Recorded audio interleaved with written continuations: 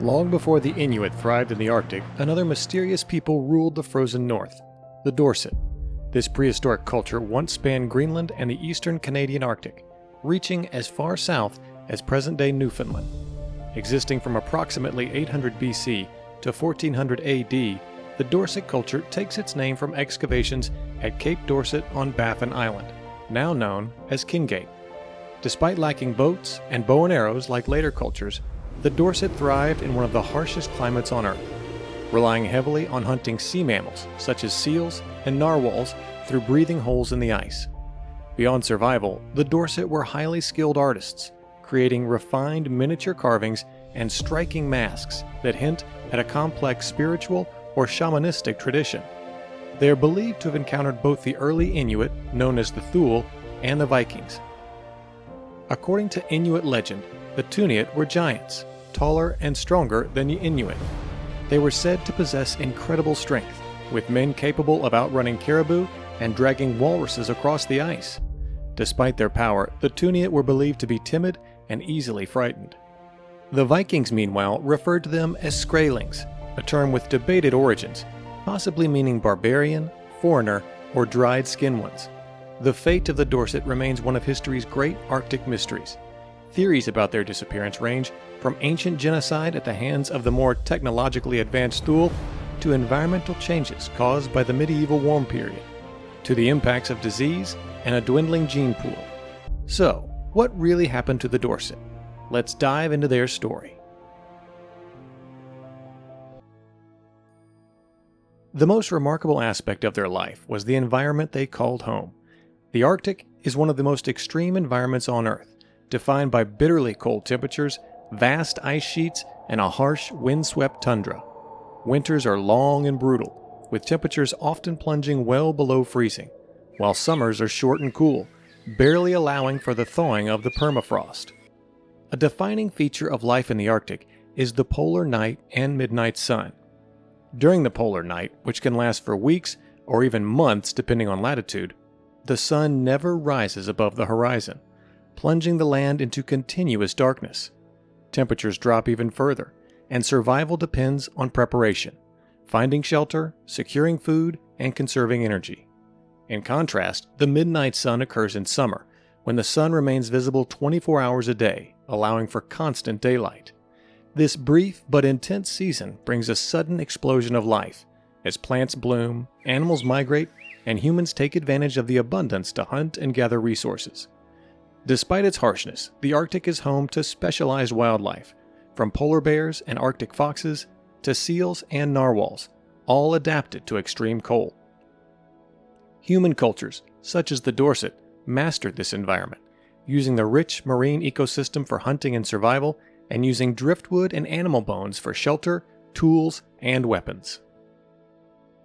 The origins of the Dorset culture lie with the Sialak culture of Siberia.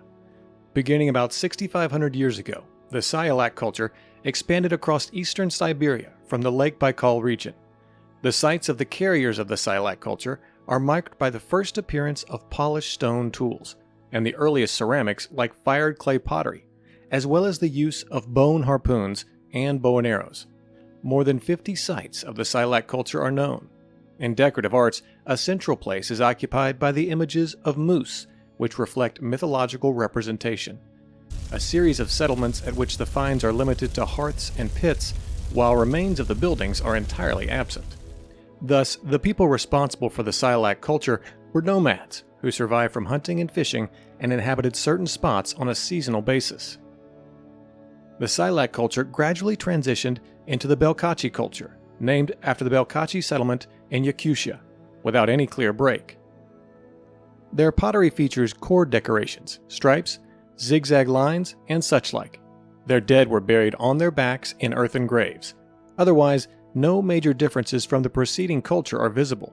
Either on boats or migrating on sea ice, these ancient Siberians crossed over the Bering Strait and into Alaska around 5,200 years before present.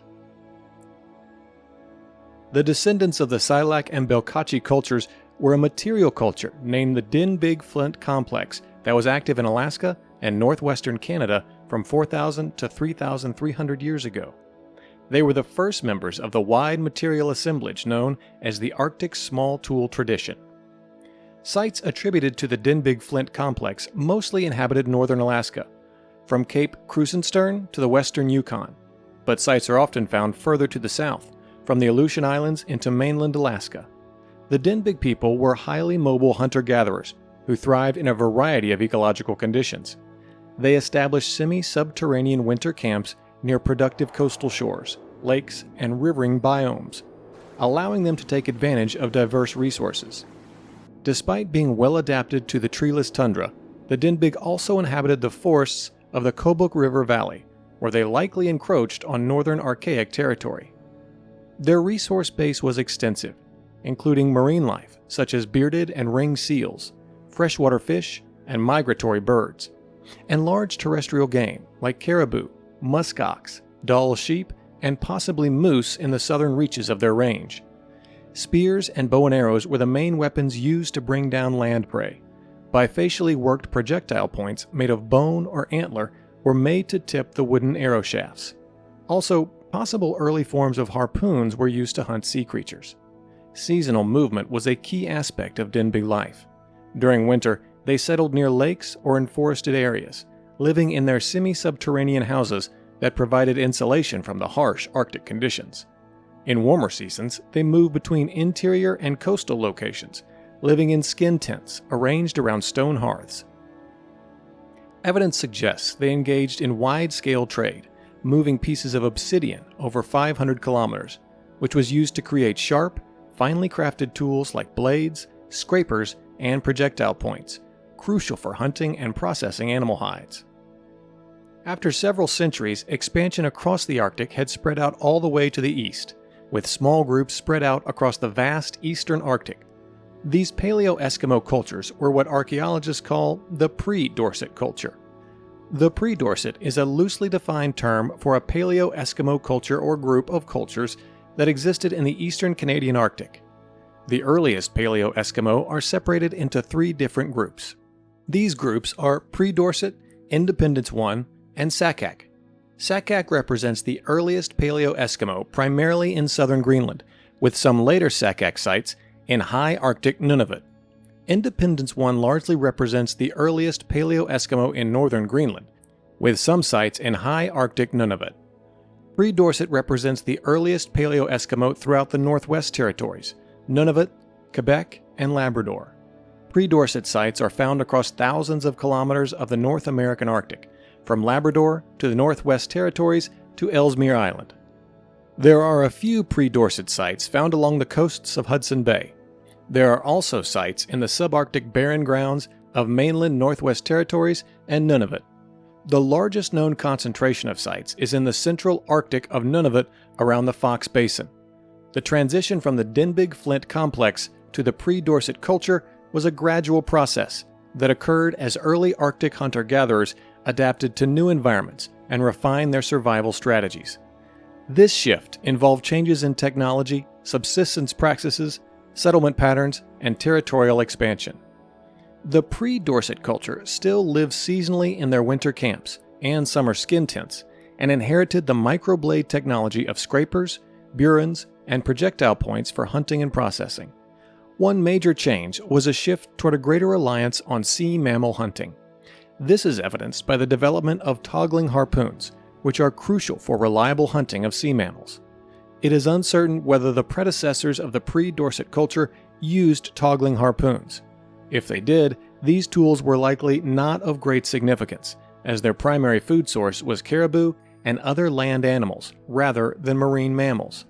Unlike earlier harpoon versions which had only one point, a toggling harpoon has a two-part point. One half of the point is firmly attached to the thrusting base, while the other half of the point is fitted over the first point like a cap and attached to the rest of the point with sinew or another string-like material. When the harpoon is thrust into an animal, the top half of the point detaches and twists horizontally into the animal under the skin, allowing hunters to haul the animal to shore. This harpoon technology lodges the toggling head of the harpoon underneath both the animal's skin and blubber, and instead lodges the point in the muscle, which also prevents the harpoon slipping out. But the pre-Dorset people had not yet fully transitioned to a marine-based hunting lifestyle and continued to rely on caribou and other land animals. Evidence from Nunavik, for example, shows that bows and arrows were still commonly used for hunting terrestrial game. While they did exploit some marine resources, a fully specialized sea mammal hunting culture had yet to develop. That would come later. Most known pre-Dorset sites are along the coasts. A much smaller number are inland. Given the old age of these sites, the coastlines look different from how they do today. As the glaciers of the last ice age melted, the land began to lift.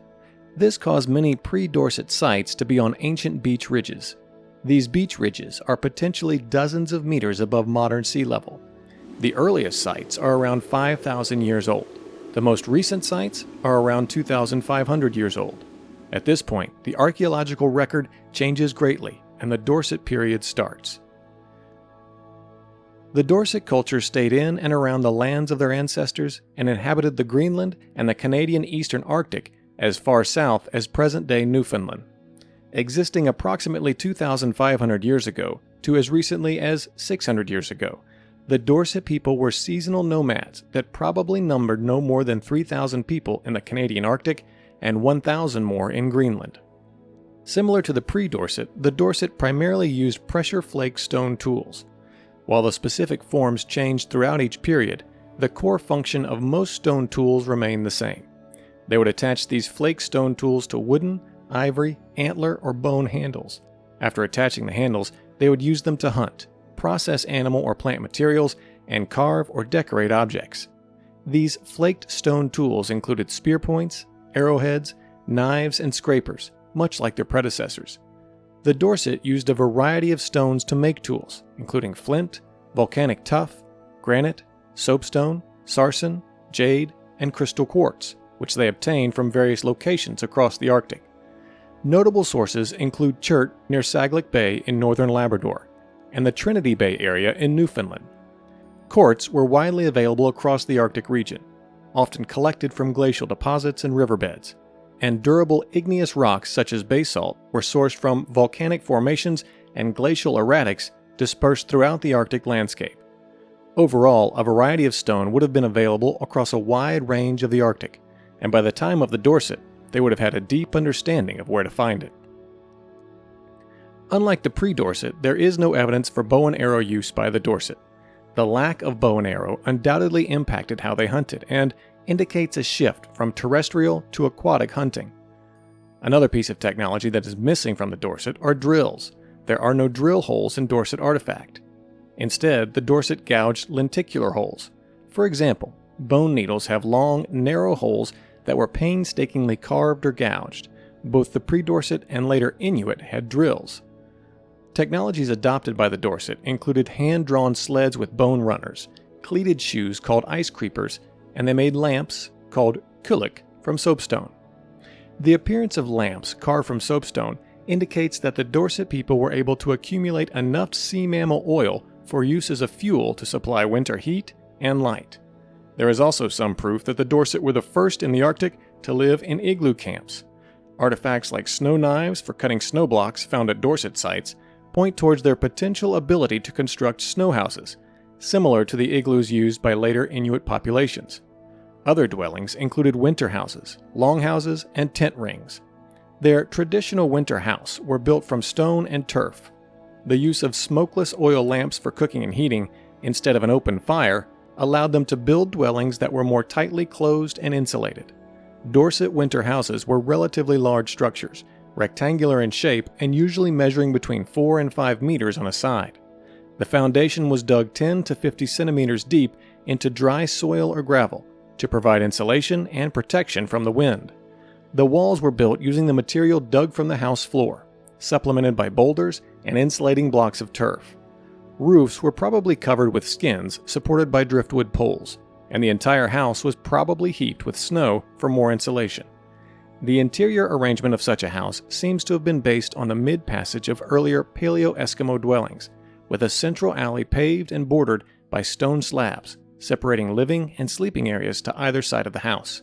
However, instead of a hearth, which was the center of earlier Paleo-Eskimo tents, These houses had a central location for an oil lamp. A late Dorset house excavated at an archaeological site on the west coast of Ellesmere Island provides valuable insight into traditional Dorset homes, revealing how they were constructed and lived in. The site dates to around 1000 AD and consists of a single dwelling. Excavation of the site uncovered a flagged stone floor, a central passage marked by vertically placed slabs of stone, and a hearth flanked by stones on which to rest a cooking pot. Among the artifacts found on the floor of the house was a small wooden carving of a human head with inset ivory teeth. A small boulder-covered cache close to the dwelling was used to protect a supply of frozen meat from scavenging foxes and wolves. Another external feature was more interesting. A small hearth a few meters from the house was heavily sprinkled with red ochre, a mineral powder the Dorset people seemed to have used in association with religious activities. Lying in the ochre-stained earth was a small spatula-like object, one end of which is carved in the shape of a head of an eider duck. We don't know how this hearth was used, but archaeologists suspect that it was the center of a religious ritual carried out by the occupants of the house. A Dorset longhouse excavated at Brooman Point, located on the east coast of Bathurst Island in Nunavut, provides us with valuable insights into Dorset architecture, social organization. The longhouse measured about 18 meters in length and was one of the largest Dorset structures ever found. It was constructed using whale bones, large stones, and sod. The use of whalebone is interesting because the Dorset are not known for hunting large whales. This suggests they either scavenged stranded whales or obtained bones through trade or indirect contact with other groups. The walls were likely insulated with turf and skins, helping to retain the heat. Unlike the typical small, semi-subterranean Dorset dwellings, this longhouse appears to have housed multiple families or served as a communal space, possibly for seasonal gatherings. The structure contains several hearths, suggesting multiple living areas within the same building. Its communal nature suggests that the Dorset, despite their small, scattered populations, may have come together for shared activities, trade, or rituals. In the summer, they carried on using their skin-covered tents over wood or bone frames. Trade over long distances is suggested by the widespread occurrence of artifacts made from jade, crystal quartz, native copper, and meteoric iron. These materials were often found far from their natural source, indicating complex, interregional exchange networks. Known copper sources, such as the Coppermine River region in the Canadian Arctic, suggest that Dorset groups had trade relations with other communities who had access to these deposits. The consistent appearance of copper artifacts in geographically distant sites indicates well-established trade routes. The Dorset culture got their meteoric iron from the Cape York meteorite in Greenland, which fell to the earth thousands of years ago, and is made up of many small fragments and at least 8 large fragments with a total mass of 58 tons. They used hammerstones made from a specific type of basalt to extract the iron and used the iron to forge knives, weapon tips, and harpoon blades. Copper and iron are the only 2 known sources of indigenous metal used by the Dorset. The Dorset were also recognized as creative, innovative, and highly skilled craftspeople. Recent research has shown, for example, that the Dorset people knew how to spin yarn. This goes against the common belief that Viking settlers were the ones to teach this skill to the Inuit people. The people of the Dorset culture were adept clothes makers, and there is even a suggestion that the hair from bears and foxes could have been used to make their yarn. The Dorset culture relied on animal skins and furs for warmth. Caribou skin was the primary material for clothing, as its hollow hairs provided excellent insulation, most notably hooded parkas with large collars, which can be found in their carvings. The same carvings also feature large, unique hairstyles in women. They wore trousers made from caribou or sealskin, sometimes worn in layers for extra warmth, and their boots were typically made from sealskin for waterproofing, often insulated with fur linings. As there is little evidence for the Dorset actively hunting caribou, it may indicate they acquired their fur through trade, scavenging, or opportunistic hunting. However, evidence from Dorset sites such as Payne Lake, Mingo Lake, Nunavut, and Satut suggests that caribou hunting was once common in certain regions. This indicates that not all Dorset groups relied solely on marine resources, and it may be these inland sites that played the role in supplying the caribou hides to the wider Dorset community. Their wood, bone, and ivory carvings, like modern Inuit art, represent sacred or mythological beings, spirit and monsters, as well as animals that were important to their economy. The famous characteristic of elaborate craftsmanship tends to be recognized more often in the numerous carvings depicting humans and animals, as well as driftwood figurines and masks which have been found across Dorset sites.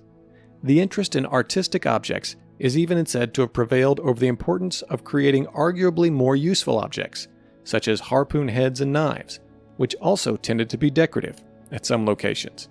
Of course, the concern for human-animal relationships was vital to life in the harsh Arctic climate, and thus influenced Dorset artwork, but many scholars have also argued that the Dorset were a deeply ritualistic and spiritualistic culture.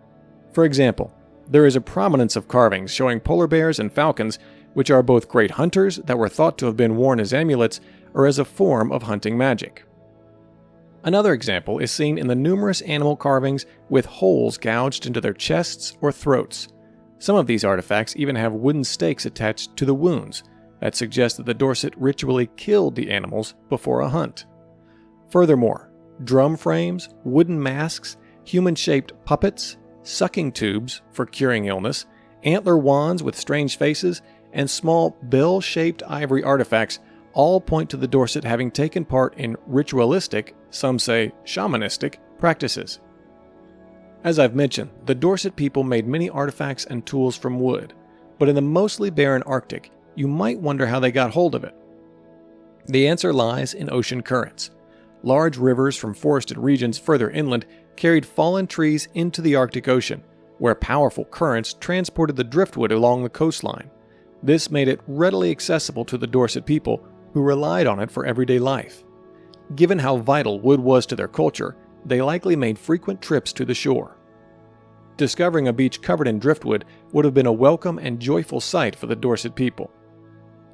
The Dorset were also responsible for the amazing petroglyph site located on the Kayartalik Peninsula of Kikiktaluk Island, Nunavut, approximately 40 kilometers southeast of Kangiqsuwak, Quebec. The site consists of over 150 carvings of faces in soapstone. Much of the petroglyphs depict human faces, but some represent animal faces. Additionally, some of the petroglyph faces appear to have both human and animal features. Some surfaces at the site only have a single engraving, while many others have groups of 10 or more faces, not necessarily having a consistent orientation relative to one another. The faces range in size from 2 to 3 centimeters to more than 70 centimeters. The smaller engravings were made by incision with sharp-edged tools, and the larger engravings were made by pecking and grooving using hammerstones. In addition to being used for carving petroglyphs, the site was also used by the Dorset as a quarry for the creation of items such as oil lamps and containers. The Inuit considered Kayartalik to be a significant cultural site. The Inuit community of Kangiqsuwak considers themselves the guardians of Kayartalik and are actively involved in its preservation. If you're wondering what language they spoke and how they spoke, unfortunately, we do not know. The language of the Dorset culture is unknown, as the Dorset people lived so long ago that no written records of their language exist. Researchers believe it was likely a distinct Paleo-Eskimo language and suggest it was related to Siberian languages, but the exact details remain a mystery. Based on the story we've explored today, you might assume the Dorset people were related to the Inuit. However, this is largely untrue. The Dorset and the Inuit were genetically and culturally distinct. Although, interestingly, one important study from McGill University suggests the present-day Nunavik Inuit of Canada are the descendants of genetically distinct waves of early settlers. This study generated whole exome sequences and genome-wide genotypes for 170 Nunavik Inuit. The study highlights population-specific genomic signatures in coding regions that show adaptations unique to Nunavik Inuit, particularly in pathways involving fatty acid metabolism and cellular adhesion. Was suggested that they may be the last descendants of the Dorset people, who integrated into the Inuit culture at some point. But overall, the other thousands of Inuit people living today are not descended from the Dorset people. A genetic study published in Science in August 2014 examined the remains of a large number of Thule and Dorset people buried between 170 BC and 1600 AD. The examined Thule individuals belonged overwhelmingly to the maternal haplogroup A2A, while samples of A, A2B, and D3A2A were also detected, compared to the D2A1, D2A, and D found in the Dorset people. Recent studies have provided radiocarbon dates from late Dorset sites in southeastern Victoria Island, indicating that the Dorset occupied these areas until at least the 14th century. This timeline overlaps with the pre-Inuit migration into adjacent regions, suggesting a potential period of coexistence. However, the absence of hybrid artifacts or shared technological innovations implies minimal direct interaction. For instance, the Dorset did not use bows, arrows, or dog sleds, which were integral to Inuit life. This technological divergence suggests limited cultural exchange between the two groups. The main evidence for interaction between the Dorset and the Inuit comes from Inuit oral tradition. Inuit legend has stories that have two versions of interactions, some with Inuit and Tuniat getting along peacefully, and others indicating conflict between them. Inuit people in the past have said the following: "These Tuniat, they're nice people and they're big people, but if someone talks about them or if you say bad words to them, they'll come after you or tell you to leave." These earlier people, being very large and strong but also quite shy and reluctant to interact, often it ends up with either some kind of a conflict or with the Tuniat simply leaving because they're worried about interacting. It is said that Tuniat were afraid of the ordinary people and would run away when encountered. Even though the ordinary people did not threaten them, they would run away. We, the Inuit, wanted to have a closer look at them, but couldn't. The Tuniat were a strong people, and yet they were driven from their villages by others who were more numerous, by many people of great ancestors, but so greatly did they love their country, that when they were leaving Uglet, there was a man who, out of desperate love for his village, harpooned the rocks and made the stones fly about like bits of ice.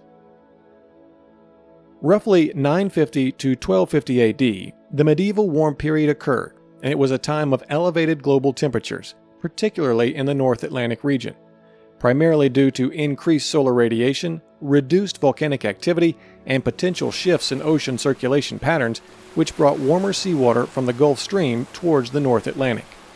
This warming led to a significant decrease in sea ice, which was crucial for the Dorset people to hunt their favored seals and walruses. With less predictable sea ice, the Dorset people faced challenges in accessing their primary food sources, impacting their subsistence strategies. This warmer water and reduced sea ice is what allowed the Vikings to travel further north during this period in the 10th century, and here is where they encountered the Dorset occupying Greenland, whom they called Skraelings. They do not know the use of iron, but employ walrus tusks as missiles and sharpened stones in place of knives, reads the Historia Norvegae, a 12th century Norse text. When they are struck with a weapon, their wound turns white and they do not bleed. As the Norse wore cloth rather than the more blade-resistant animal skins of the Dorset, they may have been puzzled by these bloodless wounds they inflicted. This very text therefore suggests the first encounters between the Viking and Dorset may have been violent. While some Norse historical records note that they encountered abandoned ruins when they arrived in southern Greenland, there was no existing indigenous population. However, indigenous populations were living in adjacent regions of both high Arctic Greenland and the rest of northeastern North America. The Norse would make frequent trips north and west of their Greenland colonies, and would even establish at least one archaeologically attested settlement in northern Newfoundland at the site of L'Anse aux Meadows. During these exploratory expeditions into the Arctic and eastern North America, the Norse would have encountered people of the Dorset culture. The evidence for these encounters between these indigenous groups and the Norse comes from historical records, archaeology, and, in some cases, indigenous oral histories. The handful of other Norse accounts detailing their interactions with indigenous Arctic people were all recorded in the 13th century or later, and seem to report events that are broadly contemporary with their recording. The earliest chronological event comes from the 13th century Flomana saga, detailing the semi-fantastical experiences of a shipwrecked crew in eastern Greenland around 1000 CE. However, no known Dorset sites date to that period in eastern or southern Greenland, suggesting it may be entirely fantastical. The handful of other Norse accounts detailing their interactions with indigenous Arctic peoples were all recorded in the 13th century or later, and seem to report events that are broadly contemporary with their recording. In these accounts, the Skraeling encounters always involved some sort of dispute or violent altercation with the Norse. One of the non-violent 13th century encounters briefly describes the Skraeling, who live far to the north of the Norse. The archaeological evidence tells a somewhat different story. In the Arctic, archaeological evidence for nearly all Norse interaction with the Dorset comes in the form of Norse objects found in non-Norse sites. The quantity of Norse objects varies, with some sites having none and others, such as the Skraeling Island sites in the high Arctic, having a large amount of Norse materials. These Norse materials may have found their way into these Dorset sites through complex trade networks, or by the scavenging of Norse shipwrecks or temporary camp locations, similar to what is seen in later periods of Indo-European contact. What is certain is that the Norse interactions with these indigenous groups were likely spread across centuries, with both Dorset and Inuit sites having evidence of contact.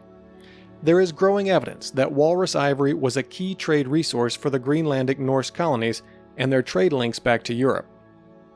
This indicates that at least some Norse materials in Dorset and Inuit sites relate to that trade centered around the ivory exchange. Both Arctic indigenous groups may have been key trade partners in this early globalized economy.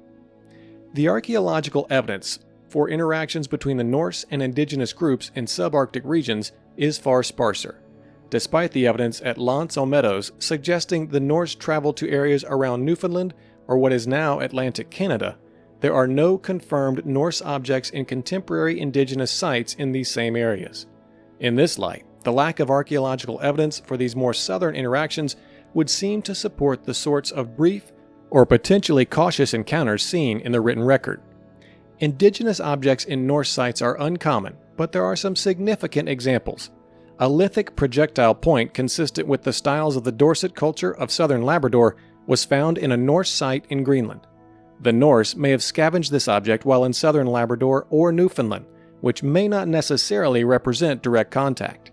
Additionally, a complete soapstone lamp made in a characteristically Dorset style was located in the upper levels of one of the Norse buildings at the site of Lance Meadows.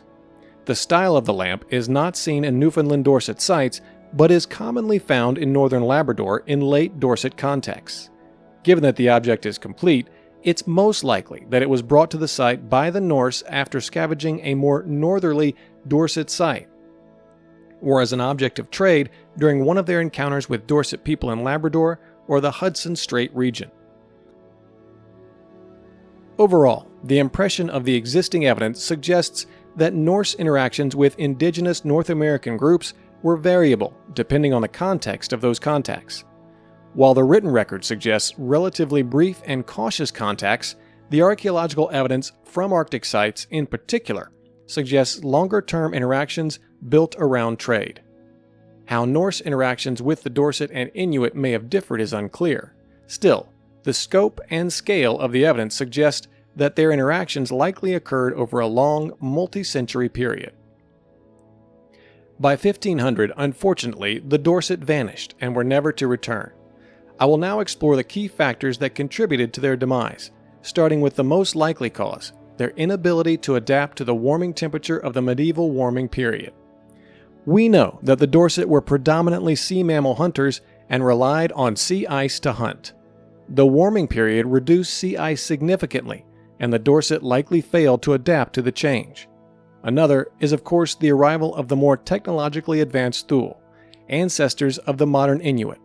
With more advanced hunting techniques and larger populations, they likely put pressure on the Dorset, potentially leading to conflict and competition for limited resources.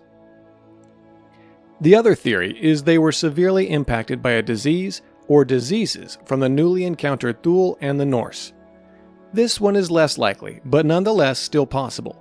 Lastly, the Dorset's small population may have made them particularly vulnerable to demographic shifts and genetic challenges. Analysis of mitochondrial DNA indicates that they descended from a single maternal line, resulting in extremely low genetic diversity. This lack of diversity could have increased the risk of inbreeding, weakening the population over time. In summary, while the exact cause of the Dorset culture's extinction remains uncertain, it is likely a combination of climatic shifts, competition with incoming groups like the Thule, health challenges, and a limited capacity to adapt to rapidly changing environments. The story of the Dorset culture is one of resilience and survival in one of the harshest environments on Earth, but it is also a story of mystery and loss, as they left no written records to tell their tale. What we know of them comes only from archaeological discoveries and the oral traditions of other cultures. For thousands of years, the Dorset people carved out a life in the unforgiving Arctic, spreading across vast distances, establishing intricate trade networks, crafting tools from stone, driftwood, bone, and metals, and spending countless days hunting on the sea ice. They also left behind hauntingly beautiful carvings, artworks that continue to captivate us to this day.